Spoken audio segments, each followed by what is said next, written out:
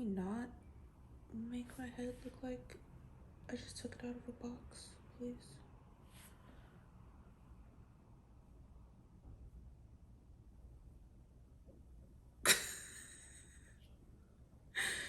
Whatever. Hey y'all.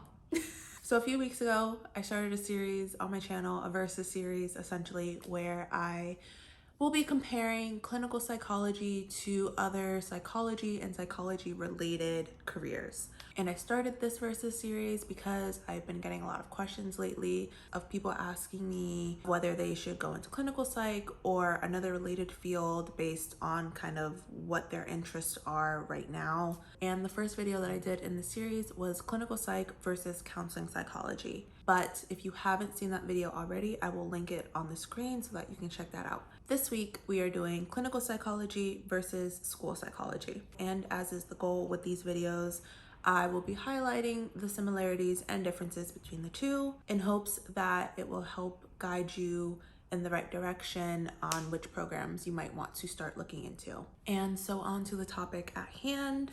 But first, hey, hello, my name is Jojo and welcome back to my channel. Or if you're new here, welcome.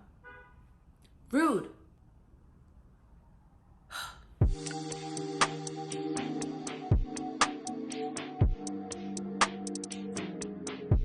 Okay, so I'll be outlining this video pretty much in the same way I did my first video in this series. So I'll be going over definitions, education requirements, career trajectory, and I will be including all of my sources down in the description. But I want to remind everyone that this is literally just the research that I was able to do. I am just a person on the internet. You do not have to listen to me, and I encourage you to do your own research. Just a little disclaimer. So definitions. As y'all already know, if you watched the first video in this series, clinical psych has its own division within the APA, that is Division 12. And school psychology also has its own division in the APA, and that is Division 16. So I went to each of their websites and pulled the definition straight from there. I shared Division 12's definition of clinical psychology in my first video, and I won't be reading it again because it is a very long definition, but I will put it probably somewhere in this little box area right here so that you can see it and review it for yourself just as like a refresher. As far as the definition for school psychology goes, according to the Division of School Psychology is a general practice and health service provider specialty of professional psychology that is concerned with the science and practice of psychology with children, youth, family, learners of all ages, and the schooling process.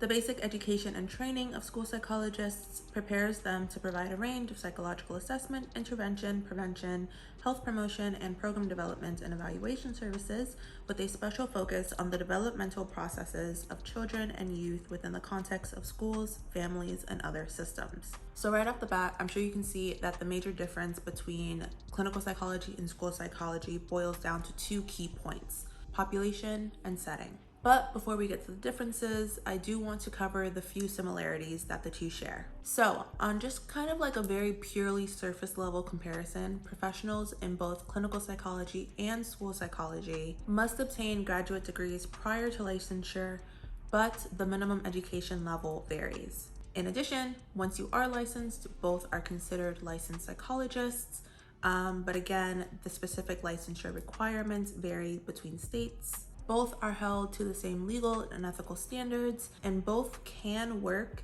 in similar settings, but typically they don't. And that's just about where the similarities end. And so on to the differences. So let's start with education. As I'm sure you're aware, clinical psychologists are required to get doctorate degrees. That is across the board. In order to be considered a clinical psychologist, in order to get licensed as a clinical psychologist, you have to have a PhD or PsyD in clinical psychology. The minimum degree level for a school psychologist, however, is typically a master's degree.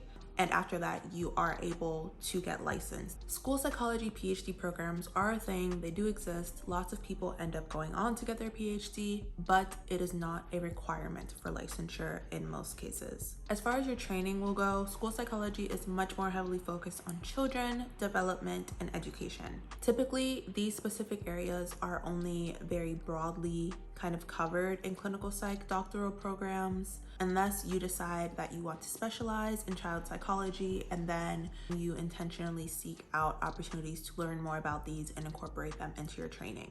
And that is actually a good point to make right here. Child psychology and school psychology are not the same thing. Child psychology is a specialization within the field of clinical psychology.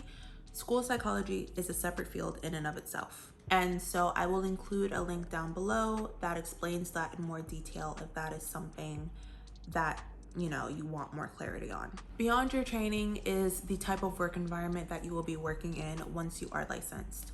To keep it pretty brief, clinical psychologists, once they're out in the field, can really kind of do their own thing, more or less, and can work in a wide range of healthcare and mental health care settings depending on what their interests are. But typically, school psychologists end up working in schools, public schools to be more specific. And this is because of the focus of the training, which, in addition to children and development and education, will also incorporate training on special education, school organization and management, and classroom instruction. While it is more common for a school psychologist to work in a public school setting, it is possible for a school psychologist to work in more clinical settings or in hospitals if those clinics or hospitals specialize in working with school-aged children and school-related problems. And so what that means, as a school psychologist, your clients or patients,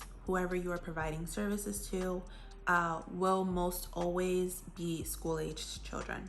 But because of the setting you will be working in being a public school, you will more than likely also have to collaborate very closely with other adults around those children. So that includes parents, other adult family members or caregivers, teachers, school admin, community members, etc. And the kinds of problems that school psychologists typically address include educational and developmental problems related to school achievement, school adjustment issues, social or interpersonal problems that might be interfering with learning, or just general classroom behavior and engagement, specific disabilities such as learning disabilities, intellectual disabilities, or any other disability that affects learning, situations or crises that often come up in school-aged children that affect their mental health and performance in school. The list really goes like on and on and on. If it's related to a school-aged child, chances are, as a school psychologist, you will be treating it. And this is in contrast to clinical psychologists, who really kind of primarily focus on mental health disorders and treating those disorders through therapy.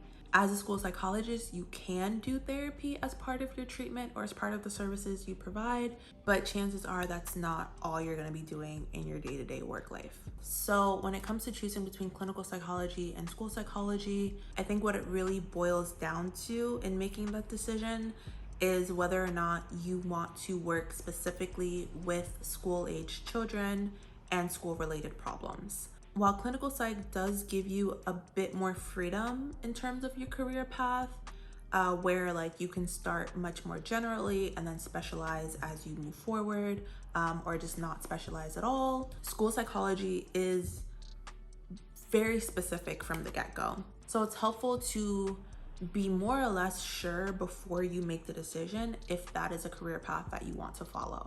And if you do, as always, remember that programs are much more likely to differ across institutions. So do your own research and don't assume that all clinical psychology or all school psychology programs are going to be the same, because they won't be. Do your research and find one that works for you.